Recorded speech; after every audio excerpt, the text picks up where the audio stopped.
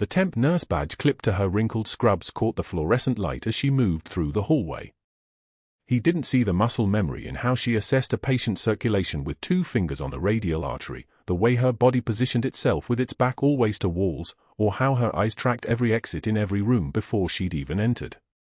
He didn't see the legend sleeping under 20 years of deliberate anonymity. Rachel Torres arrived at Oak Creek Memorial at 6:47 in the evening, 17 minutes early as always, the November cold biting through the employee entrance and turning her breath into visible clouds. 20 years she'd been doing this. 20 years of night shifts, of lunch eaten alone in her car with the doors locked, of a voice kept barely above a whisper during handoff reports, of a past that still woke her at 3 in the morning with her hands shaking and her shirt soaked through with sweat she couldn't explain to her daughter. The antiseptic sting of the ICU hit her before she'd cleared the threshold. Fluorescent lights buzzed overhead like something mechanical trapped in a wall, and the ventilators wheezed their steady rhythm through the ward. Room 314. That's where they'd placed him. She moved through the corridors like a shadow, her scrubs moving without sound against the tile floor, her dark hair pulled back tight enough that her temples ached. The chart at the bedside said Special Forces Operator, Laryngeal Trauma, Sanjin Theater. The chart said nonverbal. The chart said nothing about the worn combat boots positioned at precise parade rest beside the bed, their tread worn in a specific pattern, left boot's outer edge, the sole scuffed in a way that meant someone had taught him to stand that way. Someone had taught him when he was 8 years old. Rachel's hands began to tremble before her mind caught up with what her eyes were seeing. She pressed them flat against her thighs, held them there until the shaking stopped. The fluorescent lights buzzed louder. She could hear her own heartbeat, could feel it in her throat like something trying to escape. The man in the bed was 32 now, maybe 33. Broad shoulders. Scarred left arm where shrapnel had caught him. Eyes the color of a stormy Atlantic, and in those eyes was the 1,000-yard stare she saw every time she looked in a mirror. The same 1,000-yard stare that came from holding ground for 6 hours while children screamed on the other side of a compound wall. The same stare that came from surviving things the world didn't have words for. She didn't flinch. She didn't let her voice change. "Let's check your lines," she said, moving toward the four stand with the precision of muscle memory. Her fingers found the catheter site. Room temperature. No swelling. She adjusted the flow rate by 1 milliliter per hour, a change that wasn't medically necessary, just something to give her hands a purpose. His eyes tracked her. He tried to speak and produced only a ragged whisper, air through scar tissue that would never fully heal. She recognized that sound. She'd heard it before when the shrapnel hit, when the compound collapsed, when she was pulling him through rubble with bullets snapping past her head like angry wasps. The veteran watched her with the intensity of someone trying to communicate something his voice could no longer carry. His hand moved slightly, a gesture toward the boots at his bedside. Rachel saw it. Of course she saw it. She'd taught him that gesture 20 years ago, had shown him how to make requests without words, how to survive on a battlefield where sound meant death. "Rest," she said. 10 words maximum. That was her protocol now. Keep it brief. Keep it professional. Keep the distance between what she was and what she used to be. Your body needs healing. She left the room before he could try to speak again, before her hands could start shaking again, before anything in her could crack open and bleed out across the tile floor of Oak Creek Memorial. The break room was empty. Cold coffee in a pot that had been sitting since the morning shift. She poured a cup anyway, something to hold, something to keep her hands occupied. The mug was chipped. Someone had written Janet on the side in fading marker. Janet didn't work here anymore. Nobody knew where Janet went. Rachel sipped the cold coffee and didn't taste it. By 9 o'clock, she was back in 314. Vitals check. Temperature, 98.2. Blood pressure, 120/80. Oxygen saturation 94% on the 2-liter nasal cannula. Everything was stable. Everything was fine. She checked them again anyway at 9:30. Again at 10. The monitors didn't need checking. The numbers hadn't moved. But her hands needed the work, needed something to do besides remember. Dr. Sterling appeared in the doorway at 10:45. She didn't hear him come in. That was the problem with focusing too hard on one thing, the rest of the world became white noise. His shadow fell across the monitor screen first, tall and authoritative, cast by the hallway lights behind him. She felt his presence the way animals feel a change in air pressure before a storm. "Nurse Torres," he said. His voice was smooth, polished. The voice of someone who'd attended good schools and believed that good schools meant good character. "A word about your time management." She turned from the monitor. Her expression was neutral, deferential. A temp nurse who knew her place, who understood the hierarchy, who didn't ask questions she wasn't supposed to ask. "Of course, doctor," she said. Dr. Sterling stepped into the room fully now. He was 48, maybe 50. Silver threading through his hair at the temples in a way he probably thought made him look distinguished. His jaw was tight. She'd seen that tension before, had learned to recognize it as the sign of a man who understood he was being observed and didn't like the sensation. "This patient," Sterling said, gesturing toward the veteran with one hand, "doesn't require the level of attention you've been providing. His case is straightforward. Trauma recovery. Respiratory support. Basic post-operative monitoring." "Yes, doctor." "Then why have I noted you in this room 8 times in the past 3 hours? I have the timestamp data from your badge scan. 8 times. For a patient who doesn't require 8 visits in 8 hours. Rachel had learned long ago how to make her voice smaller. How to make herself smaller. How to become the kind of person people looked through instead of at. "I wanted to ensure quality care," she said. "Quality care," Sterling repeated. The way he said it made it sound like an accusation. His jaw tightened further. "That's interesting, because I've been reviewing your charting practices, and I'm noticing you ask a lot of questions. Questions about billing codes on terminal cases. Questions about why certain medications are ordered. Questions that aren't really your responsibility as a temp nurse, are they?" The room went very quiet. Even the ventilators seemed to quiet their wheeze. Rachel could hear the fluorescent lights humming overhead, could hear the distant beeping of monitors in other rooms, could hear her own blood moving through her veins like something trying to escape. "I'm just trying to understand the protocols," she said. "The protocols," Sterling said, "don't require your input. They require your compliance. Do you understand the difference?"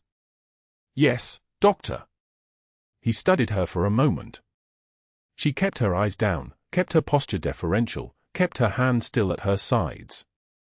Anywhere else, with any other person, those hands would have been steady as surgical steel.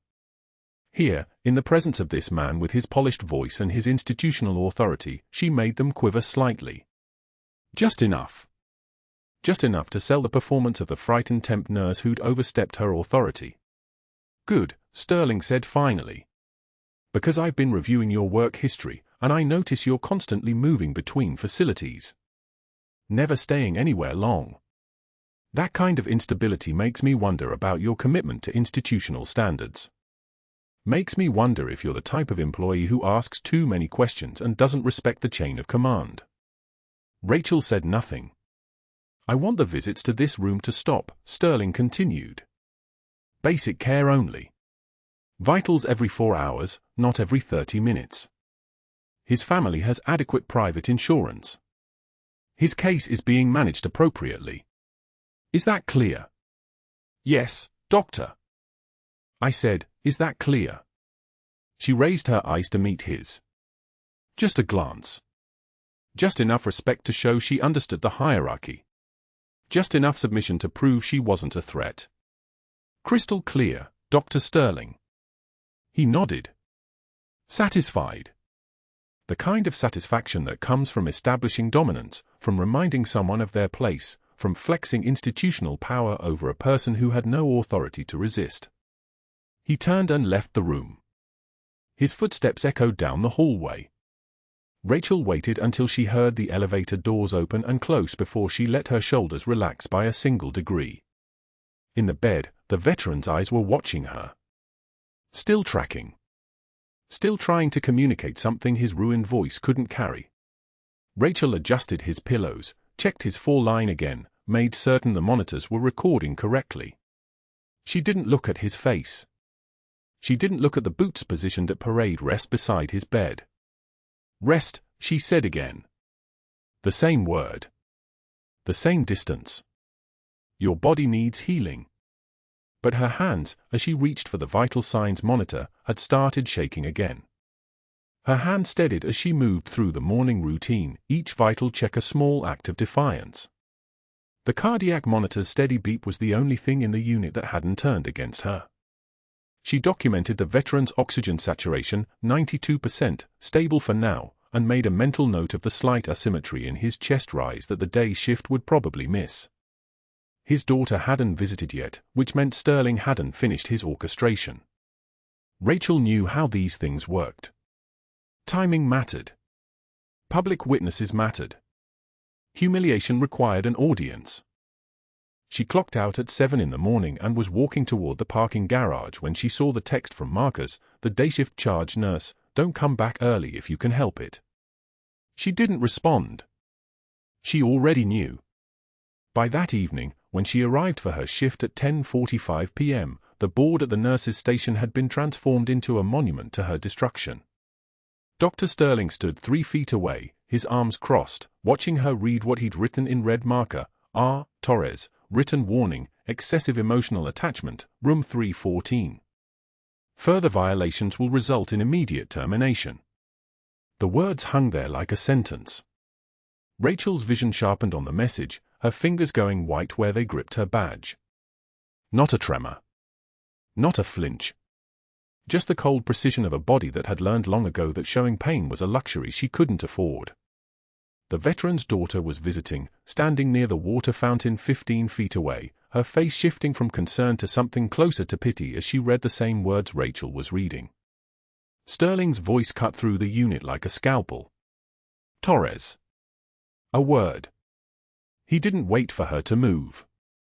He walked to the nurse's station, directly under the fluorescent lights, directly where the daughter could see, directly where every staff member clocking in would witness it.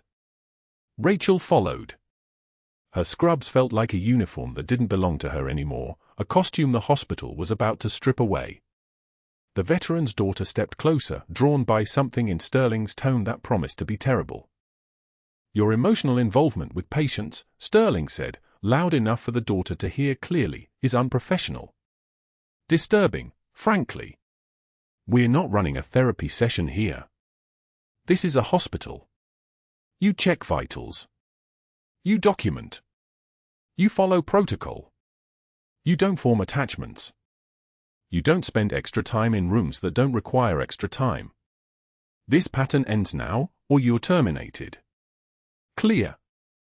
Rachel took one measured breath. The fluorescent light above them hummed its thin, persistent song. She could feel the daughter's eyes on her face, could feel the weight of a dozen other gazes from staff pretending not to watch. The moment stretched like taffy pulled at both ends, and in that moment, Rachel made a choice about who she would be in front of this man. A single tear escaped her left eye, not from sadness, but from the pressure of holding back everything else. She wiped it without breaking eye contact, her jaw set at an angle that made the movement look like a command rather than a response to pain. When she spoke, her voice was level. Quiet. The kind of quiet that carries farther than shouting. History will remember what you are, even if your title protects you today. Sterling's face went blank for 2 seconds. Then his smile returned, wider than before, because he'd gotten what he wanted, her emotional response, her tear, her words that sounded like a threat and would play perfectly when he told the board she was unstable. The daughter's expression shifted to confusion. She'd expected Rachel to break. Instead, she'd watched a temporary nurse deliver a statement that sounded like a woman who'd already survived worse than losing a job. By midnight, Sterling had activated his network with the precision of someone who'd spent 5 years building leverage.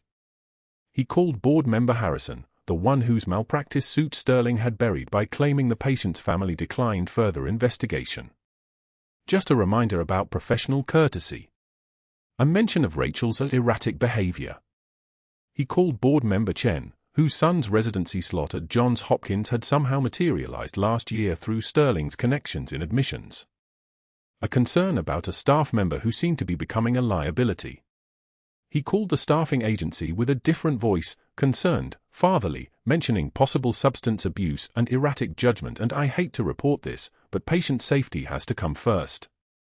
The break room became a social minefield at 1 in the morning. Rachel entered with her Tupperware dinner, reheated rice and grilled chicken, the kind of meal that tasted like discipline. The conversation stopped mid-sentence. Nurse Jenkins, who'd been friendly 3 days ago, gathered her coffee and left. Then Marcus. Then the phlebotomist who'd asked Rachel for technique advice last week on proper needle angles for difficult veins. Within 90 seconds, Rachel sat alone at a table designed for 8, the fluorescent light above her flickering in a rhythm that matched her pulse. She opened her Tupperware with steady hands and ate without tasting anything, each bite a small act of survival. She could hear them talking in the hallway outside the break room. Fragments. Sterling's warnings echoing, "Don't associate with her. She's being terminated. Don't get involved." The oldest isolation tactic in the world, and it worked because it fed fear. No one wanted to be collateral damage. No one wanted to be the next person on the written warning board. By the end of her shift, Rachel had documented every vital sign with meticulous detail. She'd noted the asymmetry in the veteran's chest rise. She'd recorded his oxygen saturation trending upward, 92, 94, 95, which meant his body was compensating for something, which meant something was wrong. She'd paged the on-call resident, a second-year resident named Patel, who answered with the tone of someone being bothered by a nurse who should know better. Sterling reviewed him yesterday, Patel said over the phone, his voice carrying the weight of Sterling's authority even through the plastic receiver. His chest X-ray was clear. "Don't bother me unless there's an actual emergency." Rachel hung up and returned to room 314. The veteran was asleep, his face turned toward the window where the first hint of dawn was starting to soften the darkness. His worn combat boots sat on the floor beside his bed, positioned with the precision of parade rest, the same way she'd taught him to position them when he was 8 years old and she was teaching him discipline and survival. She'd taught him that boots at parade rest meant the warrior was close. Boots at parade rest meant you weren't alone. She settled into the chair by the window and watched him breathe. In, out. In, out. The rhythm steady but starting to feel slightly off, like a clock ticking a fraction too fast. She documented the time, 2:14 a.m., and noted the decreased breath sounds on the right side. She paged the resident again. Got voicemail. At 4:56 a.m., the monitor's alarm cut through the quiet like a scream.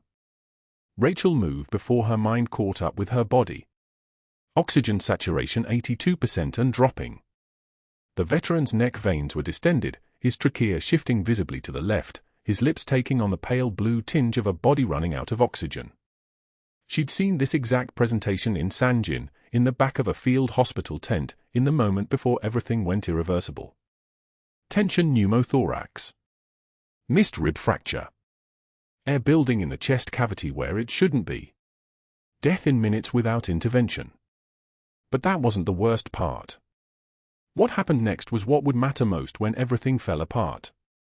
The boots were positioned at the bedside in perfect parade rest, heels together, toes at 45 degrees, the leather creased and recreased from 1,000 inspections.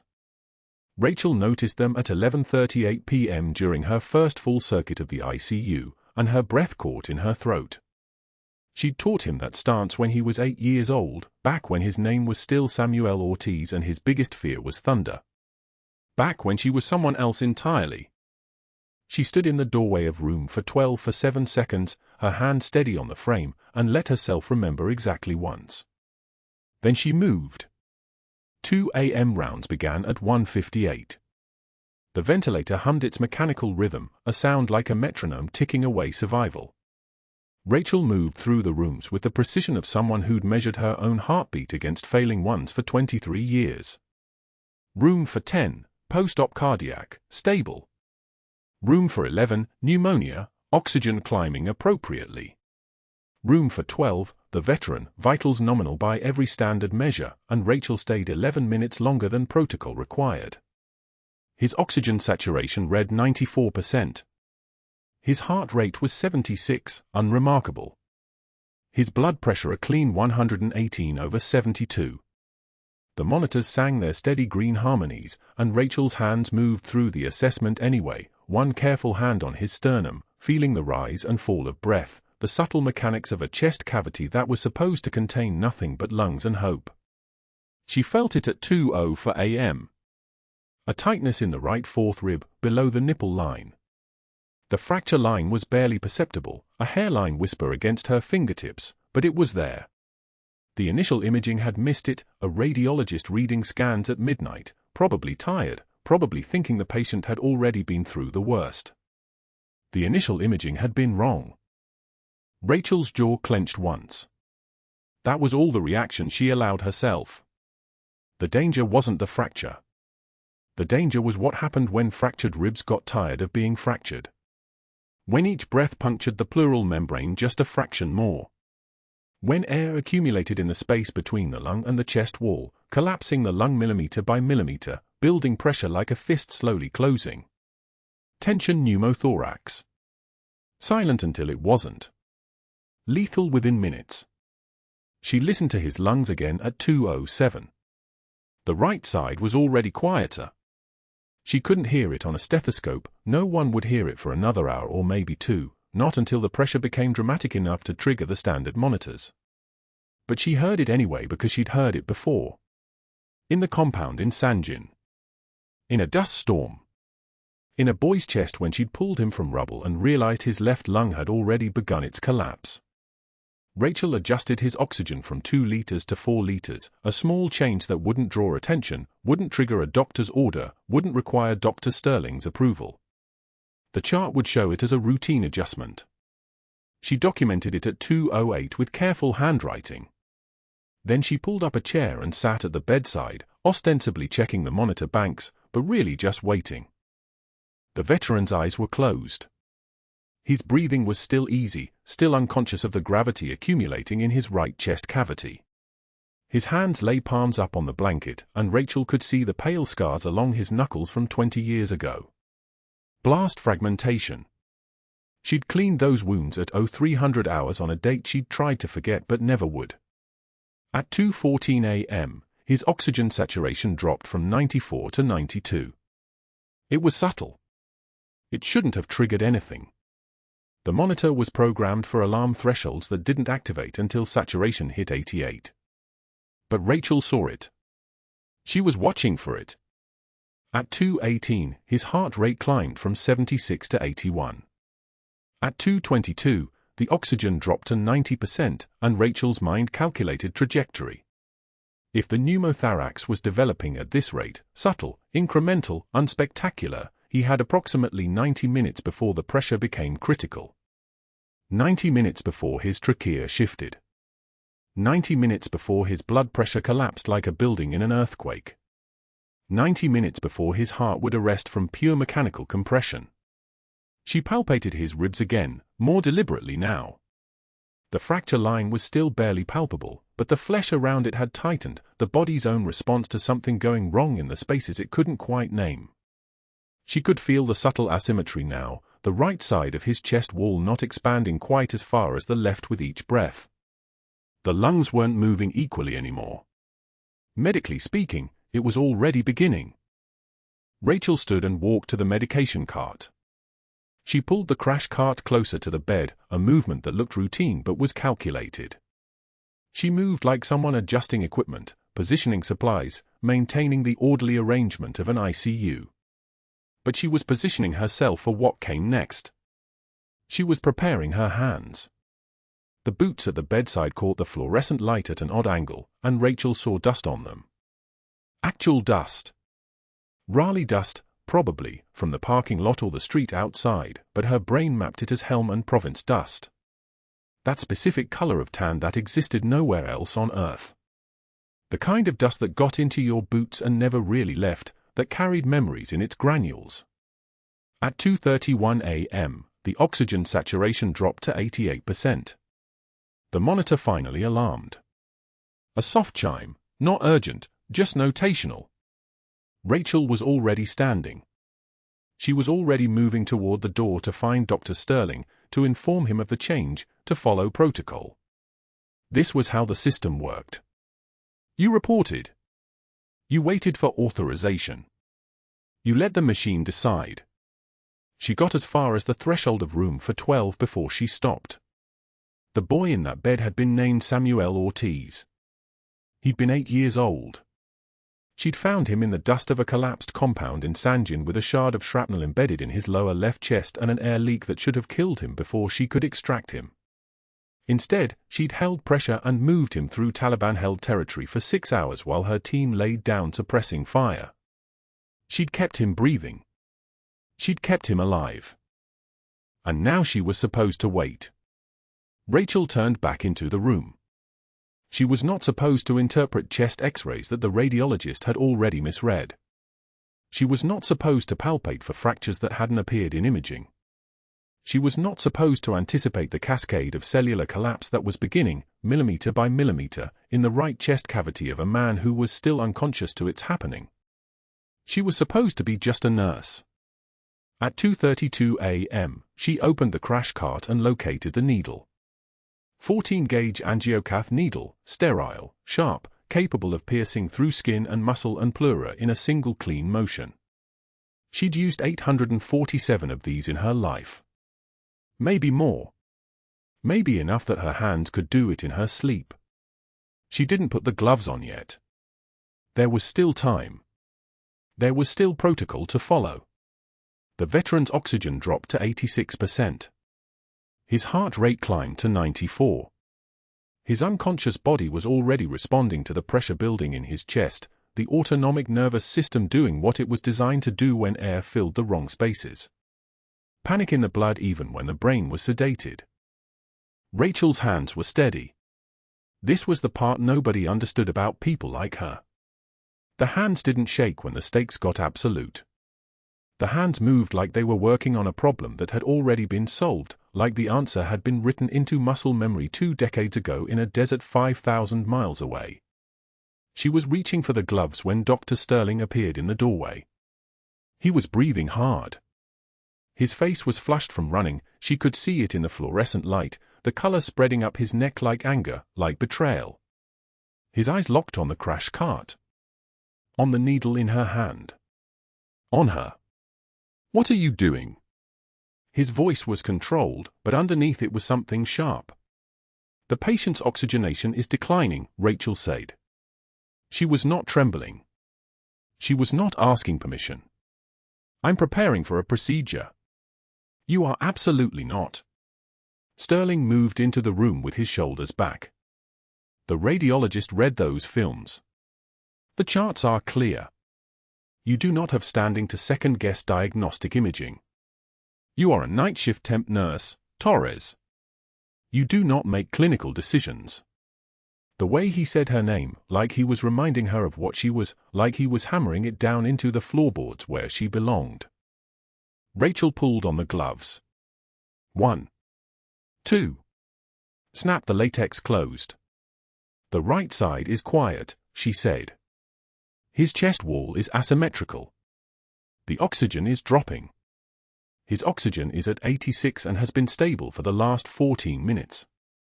Sterling's voice had dropped into something colder. "I just checked. Do not touch that patient. That is a direct order from your attending physician." Rachel prepared the site. Alcohol prep, careful circular motions, letting the antiseptic dry. She was not going to argue. Arguing was what people did when they had time. When they believed in the system working. When they thought the right words would change the outcome. Sterling's face was darkening. She could see his hand moving toward his phone.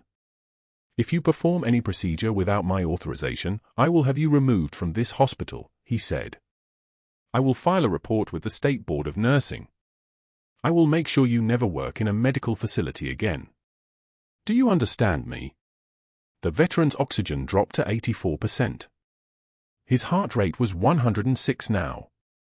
His body was in distress. His lungs were already collapsing.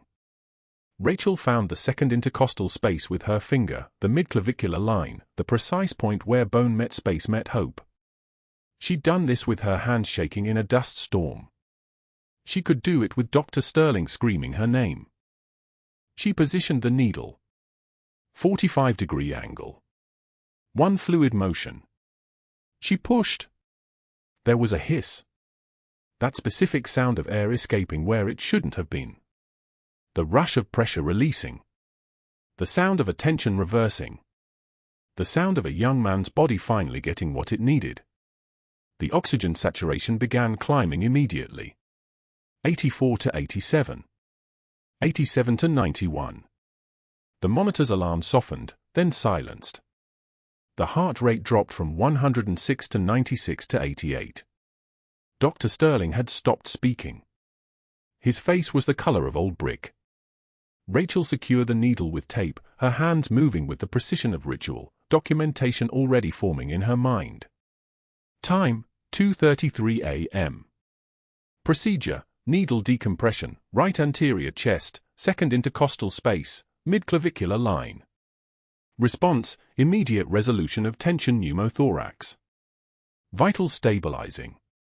Patient tolerating procedure well. Call the resident, she said. Her voice had dropped an octave. Call the radiologist. Have them redo the imaging. There's a fracture on the fourth rib right side. It's in the films if you know what to look for. Sterling was backing toward the door. His face had gone pale underneath the anger. You just made the worst decision of your life, he said. His voice was shaking now.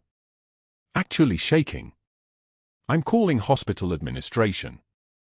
I'm calling risk management. I'm calling my lawyer.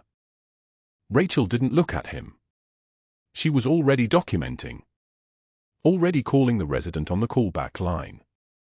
Already positioning the chart so that everyone would see exactly what she'd observed, exactly when she'd observed it, exactly how she'd responded. The door closed behind Sterling with the kind of softness that meant rage, the kind of exit that preceded catastrophe. But that wasn't the worst part. What happened in the next 72 hours would destroy a man's entire world. It would bring federal investigators. It would tear open 5 years of billing schemes and kickbacks. It would end a career and begin a reckoning that no amount of anger could stop. For now, though, Rachel pulled up a chair and sat at the bedside while the oxygen climbed to 96% and the heart rate settled into something approaching peace. She didn't cry. She didn't shake.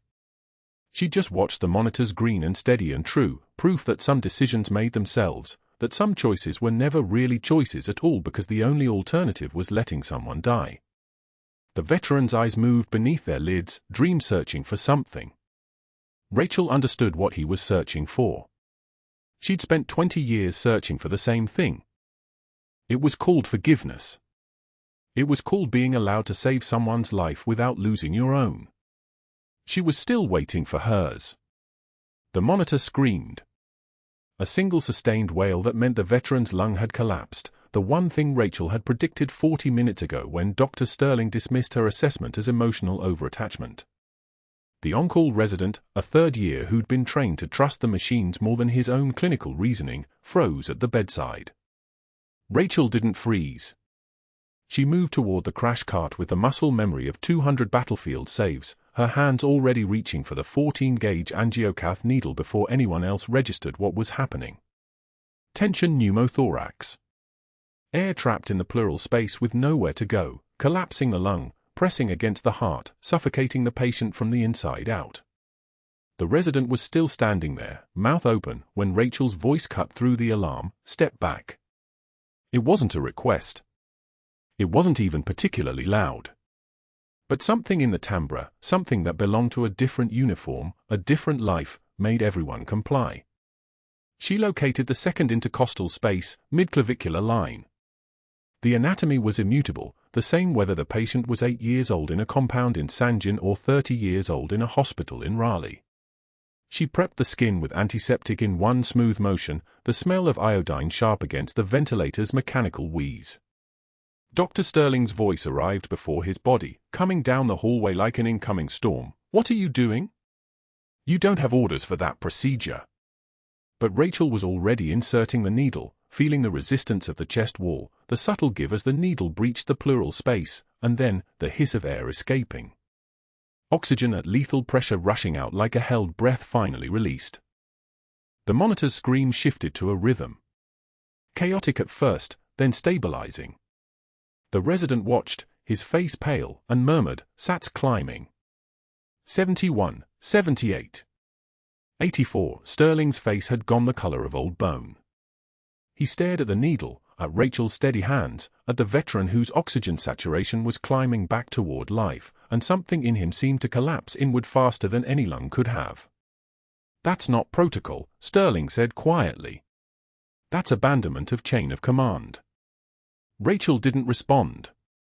She was already moving to secure the needle, her hands working with the precision of someone who'd done this in the dark, in the rain, with mortar fire close enough to feel the concussion. The veteran's eyes flickered open, not awake, but no longer dying. His hand moved toward hers, fingers brushing her wrist, and Rachel allowed herself 1 second of contact before withdrawing to clinical distance. Sterling left the room without another word. That should have been the moment Rachel understood what was coming. The silence of a predator who'd just realized his strategy had failed and was calculating a new approach. But she was still monitoring the veteran's vitals, still making sure the decompression held, still operating in the space where the only thing that mattered was keeping someone alive. She didn't know that Sterling was already in his office, making phone calls with the methodical precision of a man protecting an empire built on billing codes and borrowed time. By 11 a.m., the empire was making its move. 2 board members appeared at Oak Creek Memorial's administrative wing, Harrison with his practiced sympathetic expression, Chen avoiding eye contact entirely. They found Rachel during her shift break, sitting in the ICU staff room with a cold cup of coffee that she hadn't bothered to drink. Harrison spoke first, his voice modulating into the cadence of regret. "We've received reports about your conduct. Excessive emotional attachment to patients. Insubordination toward Dr. Sterling. We have no choice but to suspend your employment pending investigation." The papers he handed her were already signed. The decision had been made before he walked through the door. Rachel read the termination notice without expression. The language was bureaucratic and careful: unprofessional conduct, violation of hospital protocols, failure to maintain appropriate clinical boundaries. There was nothing about her assessment being correct, nothing about the veteran still being alive because she'd done what needed doing instead of what the chain of command required. The room's fluorescent lights hummed their constant mechanical song as she set the papers on the table. "How long?" Her voice was level. "Effective immediately. Security will escort you out." Chen said it fast, like he wanted the words gone as soon as they left his mouth. Security arrived 5 minutes later. They were polite about it, professional even, 2 men who'd never met her before and who clearly felt nothing but routine obligation. They watched as she gathered her belongings from her locker. 8 months of night shifts, condensed into a cardboard box that had once held hospital linens. Her stethoscope. Her portable reference guides. A sweater she'd kept for the over-air-conditioned administrative offices. The box was old, already slightly damaged, and when she tried to carry it through the doorway, one corner tore, leaving a ragged opening like a mouth. She caught it before anything fell. The walk through the ICU was the longest hallway in the world. She passed rooms where she'd monitored patients through their worst nights, where she'd held families' hands while telling them things doctors should have said hours earlier. The nurses' station fell silent as she passed. Some looked away. Others watched with a mixture of guilt and relief that Sterling's target hadn't been them. Nobody spoke. Nobody asked her where she was going or whether she needed help. That was when Rachel understood that Sterling hadn't just attacked her, he'd inoculated the entire unit against her, made association with her dangerous, turned her presence from necessary to toxic in a matter of 48 hours. Room 314 was coming up. The veteran was sedated, the effects of the crisis medication still heavy in his system. His eyes were closed.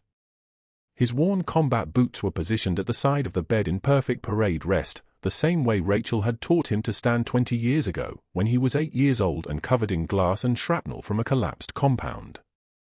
She'd held him still then, methodically pulling fragments from his back with tweezers, teaching him how to breathe through pain, how to stand at attention even when everything hurt. Now he lay dreaming in chemical sleep, unable to speak, unable to know that she was being erased from his life in the same way she'd tried to erase herself from the military. She allowed herself one glance. Just long enough to confirm he was alive because of what she'd done in the 30 seconds before Sterling arrived. Then security was there, gently insistent, and she was walking past his room for what she believed was the last time. The parking lot sun was relentless. Her car smelled like old coffee and the vinyl heat of too many double shifts. She sat in the driver's seat for 12 minutes without turning the key, just holding the cardboard box, watching the tear in the corner expand slightly like it was breathing. By 2 p.m., her phone rang. The staffing agency's voice was professionally cautious. Dr. Sterling contacted us with concerns about possible drug diversion and some erratic behavior during your last assignment. We're required to investigate. Your other placements are suspended pending review. Rachel didn't respond immediately. She could hear the apology in the silence, the knowledge that he was lying and that the staffing agency knew it was possible he was lying but that the liability was too great to ignore.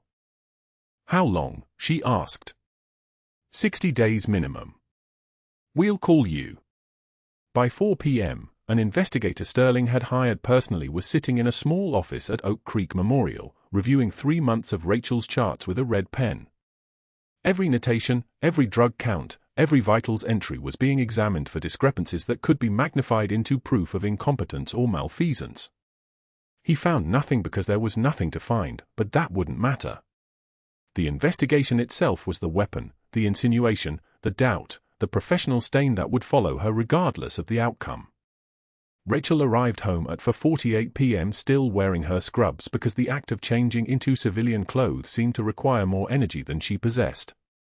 The small apartment she'd rented under her married name, Torres Brennan, a ghost of a past life, felt smaller than usual. She sat at the kitchen table that was too large for one person and one child.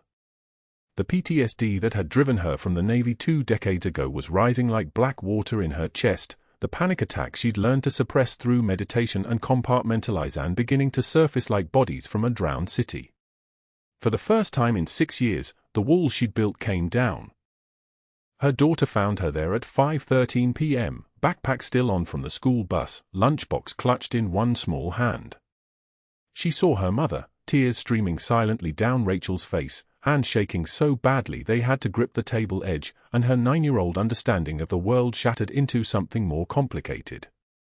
"Mommy, why are you home early?" The question was innocent, curious, completely unaware that it was landing on a fracture that had been forming for 20 years. Rachel couldn't answer. Couldn't find words. Couldn't explain that she'd saved a life and destroyed her own in the same 30 seconds, that she'd been hiding from her decorations and her past and herself for so long that the universe had dragged it all into the light. She reached for her daughter and pulled her close, small arms around her neck, and held her like she was the only real thing left in the world. The hum of the refrigerator filled the silence. Outside, evening traffic moved through Raleigh with no awareness that a woman's entire second life had just collapsed into a cardboard box. 2 days passed like that. Rachel sitting at the table. Calling her daughter's school to explain that mommy was sick. Staring at the cardboard box in the corner. Not sleeping. Not eating. Just existing in the space between the life she'd built and the life that was coming to reclaim her. On the morning of the 3rd day, she returned to Oak Creek Memorial to collect her final paycheck from HR, her civilian clothes deliberately plain, her hair down for the first time in months. She took the service elevator to avoid the units where she'd worked, but administrative processing required a signature in the main ICU wing. And that's when the echo of the past walked through the ICU doors wearing a hospital gown.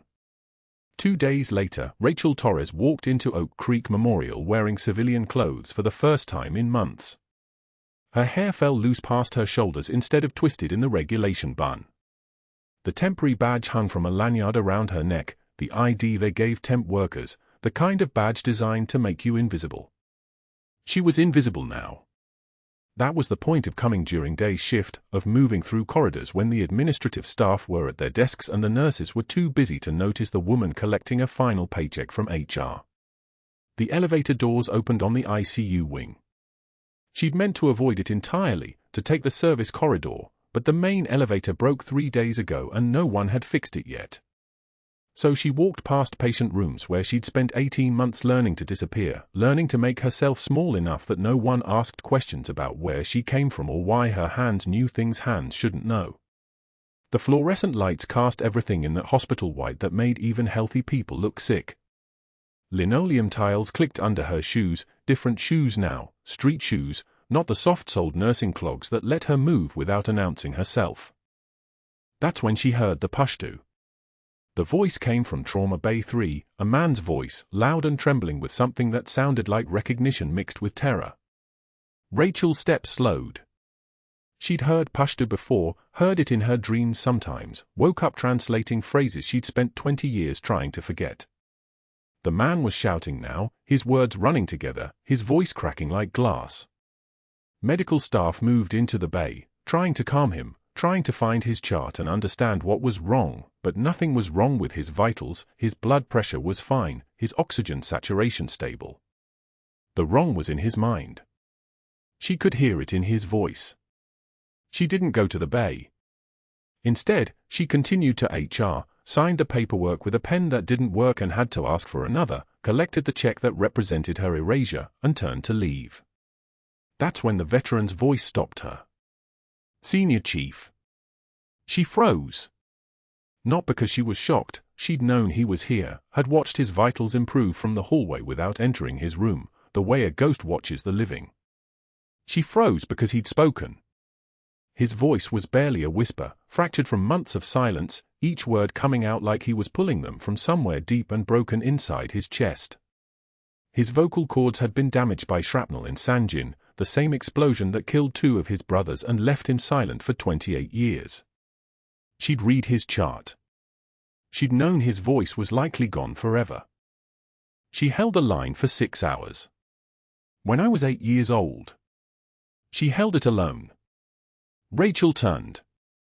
The veteran lay in bed with his eyes fixed on her, and behind him stood a man in SEAL Team 3 operational gear, fatigue still dusty from wherever he'd come from, his presence filling the room the way only men trained to move through darkness could fill a space.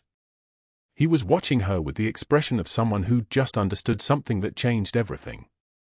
The commander was still shouting in Pashto from the other bay, but the rota wash of understanding had already arrived, and Rachel could feel the pressure change in the air like a helicopter landing inside the hospital walls. Senior Chief Petty Officer Rachel Torres, the SEAL said. His voice carried authority the way some voices do, the kind that doesn't need volume because it's been trained to command people who understand that obedience is the only response to certainty. Navy Cross. 2 Silver Stars. Distinguished Service Medal. Medical Discharge, 2003. Most decorated combat corpsman of her generation. He paused, letting each decoration settle into the room like coins dropped one at a time into water. They told us you were dead. For 20 years, we thought you were dead. Rachel's hands trembled. Not with fear. With restraint. The trembling wasn't weakness, it was the effort of holding back 2 decades of a woman she'd learned to bury so deep that even she sometimes forgot her name. Her eyes moved to the file he was holding. She recognized the green cover of a 201 file, a military personnel record, and the file was thick enough to contain 20 years of operations, 20 years of after-action reports, 20 years of a senior enlisted woman whose decisions had saved lives across 3 continents. The commander in Trauma Bay 3 had recognized her from Sanjin, from the compound she'd extracted 12 children from while he was still holding territory, still teaching his militia that American women couldn't kill. She'd killed for men that day. She'd brought out all 12 children. She'd become a ghost story in the Helmand province, a legend told around fires in the mountains about the woman who came through walls. The FBI agents arrived at 2:08 p.m., 43 minutes after the SEAL made a phone call from the ICU. They came with the precision of people who'd been waiting for the authorization they'd just received, moving through the hospital like they already knew exactly where they were going. The lead agent, a woman named Pierce with the kind of face that had seen every lie humans could tell, approached Dr. Sterling in his office with another agent flanking her, and the conversation that followed was clinical and devastating. Wire fraud. Healthcare fraud using phantom billing codes on terminal patients. Racketeering with 3 board members. Obstruction of justice through falsified personnel records. Conspiracy to defame and defame a federal employee. Rachel's medical discharge made her a veteran with federal employment protections, and Sterling had just walked directly into a federal trap he didn't know existed. The hospital administrator went gray. Board member Harrison started backing away from his own office like the walls were contaminated. Board member Chen stood frozen, his phone in his hand, already calling lawyers who would bill him more money than his daughter's college fund. They'd all been warned about this woman, had been told she was unstable, had been encouraged to distance themselves. Sterling had been so thorough, so careful, had orchestrated everything with the precision of a man protecting a 5-year-old scheme worth millions. He'd just forgotten that one of the people he was destroying had spent 2 decades destroying actual military targets, had been trained to detect threats and eliminate them with methodical precision, and had access to federal resources the moment her identity was revealed. The perp walk happened at shift change. 3 o'clock. The ICU was crowded with the afternoon surge of doctors and nurses and respiratory therapists and phlebotomists and families visiting before dinner time. Rachel stood by the medication dispensary and watched as 2 FBI agents led Dr. Sterling through the corridor, his hands cuffed behind his back, his face a color between gray and white that looked like a man watching his life materialize as rubble. Every news camera in Raleigh was positioned outside. The Majors family had coordinated the media alert, had made sure that what happened in this hospital would be documented and distributed to every outlet that needed to know what happens when you destroy a veteran's career and miscalculate the resources they bring with them. Sterling's expensive shoes clicked on the linoleum, the same linoleum Rachel had mopped 18 months ago when they were short-staffed and she'd volunteered without asking for extra pay. The shoes clicked all the way to the ambulance bay doors. 2 hours later, her suspension was officially reversed. 3 hours later, the hospital administration offered her the director of emergency medicine position, which she declined with a sentence that surprised them, "I'm not ready to stop touching patients." 4 hours later, Rachel signed paperwork accepting reinstatement as a full-time ICU nurse, with back pay, with an apology written by a lawyer, with her record expunged as if the past 2 weeks had been erased entirely. By 6 o'clock, the first news vans were already parked outside Oak Creek Memorial with cameras pointed at the main entrance, waiting for the temp nurse with the Navy Cross to walk out into the Raleigh evening and explain herself. She didn't walk out. Instead, she went back to the ICU, clocked in for the night shift, pulled on fresh scrubs, and sat down next to the veteran's bed. His voice was stronger now, getting stronger by the hour as adrenaline and relief and the knowledge that he'd finally found the woman who'd saved his life seemed to be healing something his vocal cords couldn't quite reach on their own. The SEAL team leader had already left. He had other operations, other missions, other impossible things to accomplish. But he'd left word that they'd be at the veterans promotion ceremony in 4 months. They'd be expecting Rachel there. In dress whites. With her decorations finally visible, finally honored, finally allowed to exist in the world she'd been hiding from since 2003. This is what reclamation looks like. Not in the dramatic moments, not in the media coverage or the federal charges or the perp walk that will be replayed on every news segment in North Carolina for the next 6 weeks. Reclamation looks like a woman in scrubs holding the hand of the boy she saved 28 years ago, telling him she's sorry it took this long for the world to catch up to who she'd always been. It looks like accepting that true class is what you do when the lights go out, when no one's watching, when there's no reward waiting at the finish line. It looks like showing up for night shift and treating every patient like their life matters, because it does. Because that's who she is. Senior Chief Petty Officer Rachel Torres. And she's finally home. If this story moved you, if you've ever been underestimated by someone who didn't know your true value, or if you've kept a secret that could have changed everything, hit that subscribe button. The algorithm needs to know you're watching. Leave a comment telling us, what would you have done in Rachel's position? And share this with someone who needs to know that heroes don't always wear uniforms, and sometimes the bravest warriors are the ones pushing meds through and fall line at 3 in the morning, saving lives nobody knows about. Thank you for being here.